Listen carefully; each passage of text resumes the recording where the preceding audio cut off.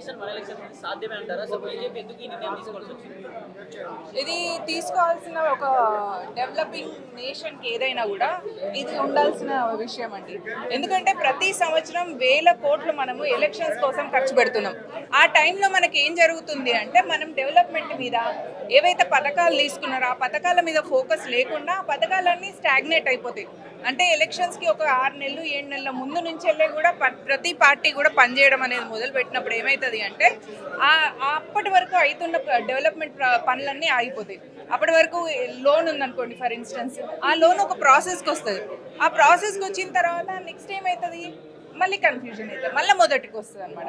ఇట్లాంటి పరిస్థితి రావద్దు అంటే వన్ నేషన్ వన్ ఎలక్షన్ ఉండాల్సింది ఒకటి. దీనిలో ఇంకొక పాయింట్ కూడా ఏం కన్సిడర్ చేస్తాం మనము అంటే ఒక ప్రొసీజర్ ప్రకారంగా ఒక లోన్ కానీ ఏదైనా సిలిండర్ లాంటివి ఏమైనా యోజనాలు గవర్నమెంట్ ఇచ్చినప్పుడు పబ్లిక్ దాన్ని అవైల్ చేసుకుంటున్నప్పుడు దానికోసం వీళ్ళు వెళ్ళే ప్రాసెస్లో ఆ గవర్నమెంట్ ఎప్పుడైనా చేంజ్ అయినప్పుడు ఆ ప్రాసెస్ అట్లనే కంటిన్యూ అవుతుంది. ఎందుకంటే అక్కడ మనము ఆ ప్రాసెస్ని స్టాగ్నేట్ చేస్తాం ఎలక్షన్ వల్ల. అండ్ దట్టు ఒకసారి ఒక ఎలక్షన్ అయిపోయిన తర్వాత ఆ గవర్నమెంట్ డెవలప్మెంట్ మీద ఫోకస్ చేయొచ్చు.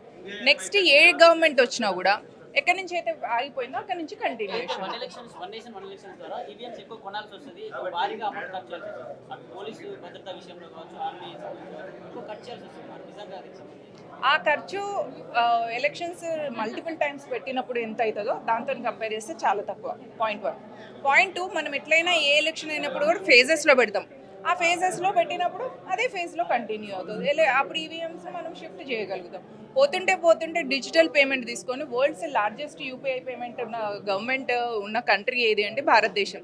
మరి అట్లాంటప్పుడు యూపీఐలో ఒక కొబ్బరి బొండాలు కొనుక్కోవడానికి కూడా యూపీఐని వాడేంత స్థాయిలో భారతదేశం ఉన్నప్పుడు వన్ నేషన్ వన్ ఎలక్షన్ చేయలేమా? మనం చేయగలం.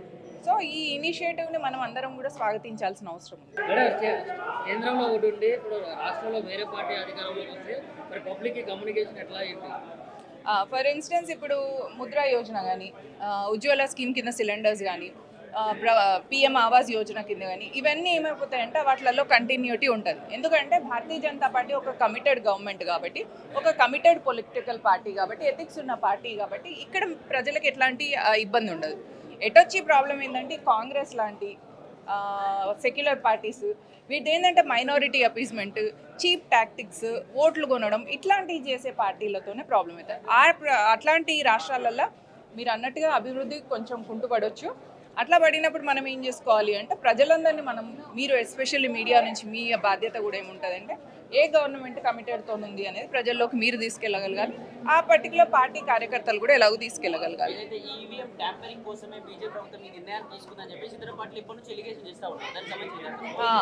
2004 నుంచి 2014 వరకు అయితే కాంగ్రెస్ గవర్నమెంట్ ఉంది కదా, చేతగాలేదా? అప్పుడు వాళ్ళకి చేతగాలేదా? 2014 నరేంద్ర మోదీ ప్రభుత్వం ఎట్లా వచ్చింది? పాయింట్ 1.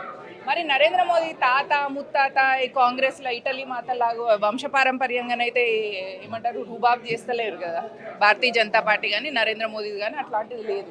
మరి ఆ లెగసీని మేము లేకుండా కూడా ఒక ప్రజల నుంచి వెళ్ళి ఛాయ్ అమ్ముకునే ఒక మధ్యతరగతి వ్యక్తి ఈరోజు దేశానికి ప్రధానమంత్రిగా ఉన్నాడు అంటే మనలాంటి ఒక మిడిల్ క్లాస్ వాళ్ళు కూడా దేశంలో మనం ఏదైనా చేంజెస్ చేయాలి అనుకున్నప్పుడు ఆటోమేటిక్గా మనం కూడా పాలిటిక్స్లోకి వెళ్ళొచ్చు అనే హోప్ వస్తుంది. కాబట్టి అట్లాంటి హోప్ని తీసుకొచ్చింది. ఈవీఎం ట్యాంపరింగ్ అని అంటున్నారు అంటే కాంగ్రెస్ 10 ఏళ్ల పరిపాలన చేతగాని చేయవచ్చిన పరిపాలన అని వాళ్ళే ఒప్పుకుంటున్నట్టు. కాంగ్రెస్ ప్రభుత్వం వాళ్ళు ఇప్పటికీ బ్యాలెట్ పేపర్లే దొరుకుతా ఉన్నారు. ఈవీఎంలకు మాకు బ్యాలెట్ పేపర్లే కావాలి, బ్యాలెట్ పేపర్తో ఎలక్షన్కి రండి అని అంటున్నారు. అదే అండి, ఏంటంటే ఇప్పుడు డెవలప్మెంట్ వైపుకి వెళ్ళొద్దు దేశం కాంగ్రెస్ ఉద్దేశంలో. ఎప్పుడైనా ఇప్పుడు యూపీఐ కింద యూపీఐ పేమెంట్స్ తీసుకొచ్చి డిజిటల్ ఇండియాని తీసుకొచ్చింది నరేంద్ర మోదీ భారతీయ జనతా పార్టీ ప్రభుత్వం. ఏదైనా ట్రాన్స్పరెన్సీ ఉండాలి అని చెప్పేది కూడా జన్ధన్ ఖాతా కింద అన్ని కోట్ల బ్యాంక్ అకౌంట్స్ దించినాం. దీనివల్ల ఏమైపోతుంది, ఎకానమీ అనేది మెరుగుపడడంతో పాటు ట్రాన్స్పరెన్సీ వస్తుంది. ఎకనామిక్ గ్రోత్ ఊరికేనే భారతదేశం ఇప్పుడు ప్రపంచంలో 4వ స్థానంలో 5వ స్థానంలో లేదు. ఇట్లాంటి ఇనిషియేటివ్స్ భారతీయ జనతా పార్టీ నరేంద్ర మోదీ ప్రభుత్వం చేసింది కాబట్టే ఉన్నాయి. వీటన్నిటిని ప్రజలు గుర్తిస్తున్నారు కాబట్టి తిరిగి మళ్ళీ నరేంద్ర మోదీని ఎన్నుకుంటున్నారు. నరేంద్ర మోదీ పట్ల అభిమానం రోజు రోజుకి పెరుగుతుంది. దానికి ఉదాహరణ మొన్న జరిగిన ఆపరేషన్ సింధూర్ కానీ ఏ టైంలో అంటే ఎక్కడ నెగ్గాలో ఎక్కడ తగ్గాలో తెలిసిన వాడే నిజమైన నాయకుడు. అదే నరేంద్ర మోదీ, భారతీయ జనతా పార్టీ. తెలంగాణలో కావచ్చు, ఢిల్లీలో కావచ్చు, రీసెంట్ ఎలక్షన్స్ జరిగినాయి. సీఎం ఎన్నుకోవడం దాదాపు 17 నెలలు కావచ్చు. మరి ఎవరి కన్ఫ్యూజన్ కానీ ఇప్పుడు వస్తే వాళ్ళ పరిస్థితి ఏంటి? ఎక్కడ మీరు అంటున్నారు? తెలంగాణలో కావచ్చు, ఢిల్లీలో కావచ్చు, రీసెంట్గా నిజంగా జమిలీ ఎన్నికలు వస్తే నెక్స్ట్ ఏంటి పరిస్థితి మనం రద్దు చేసి ఇప్పుడు మనము డిజిటల్ పేమెంట్ పెట్టిన వెంటనే అందరికి అర్థం కాలేదు కదా, కొంచెం టైం తీసుకున్నారు. ఇప్పుడు ఎట్లా అయిపోయింది, కనీసం 10 రూపాయల పచ్చిమిరపకాయలు కూడా మనం డిజిటల్ పేమెంట్ చేసే స్థాయికి వెళ్ళినాం. వాళ్ళకు కూడా తెలిసిపోతుంది మనం 10 రూపాయలు వేసినామా వేయలేదా అనేది వాళ్ళకి తెలుస్తుంది. కొత్తలో ఎట్లుండే, వాళ్ళకి మనం ఇచ్చినామని అనుకునే వాళ్ళం, వచ్చిన తర్వాత కొన్నిసార్లు ట్రాన్సాక్షన్ కాకపోయింది. So everything takes time. ఒకసారి టైం తీసుకొని అది డెవలప్ అయిపోయింది అని అంటే ఆ ప్రొసీజర్లో ఇది ఒక బెస్ట్ ఇనిషియేటివ్ అయిపోతుంది. భారతీయ జనతా పార్టీ ఒక కమిటెడ్ పార్టీ కాబట్టి ఏ ఇనిషియేటివ్ తీసుకొచ్చినా కూడా అది ప్రజల కోసం, దేశం కోసం, ఈ దేశం పట్ల ప్రజలందరూ కూడా, యువకులందరూ కూడా గర్వంగా ఫీల్ అవ్వాలి అనే ఉద్దేశంగా తీసుకొచ్చేటివే ఉంటాయి. ట్రాన్స్పరెంట్ గవర్నమెంట్ కాబట్టి ట్రాన్స్పరెంట్ ఇనిషియేటివ్స్ తీసుకొస్తాయి.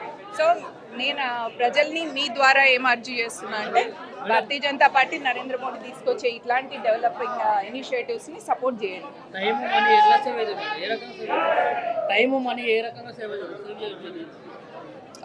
దీని ఎలక్షన్ అదే అండి. ఫస్ట్ థింగ్ ఇప్పుడు ఒక్కోసారి ఎలక్షన్ అయిపోయింది. ఇప్పుడు కేంద్రంలో 23లో ఎలక్షన్ అయిపోయింది అనుకోండి, సెంటర్లో మన స్టేట్లో 24లో ఎలక్షన్ ఉందనుకోండి, 23, 24 మొత్తం మీకు ఎలక్షన్ మూడే ఉంటుంది. That is the disadvantage. ఎందుకంటే ప్రజలు ఆ ఎలక్షన్ మూడ్లో ఉండాలని అనుకోరు.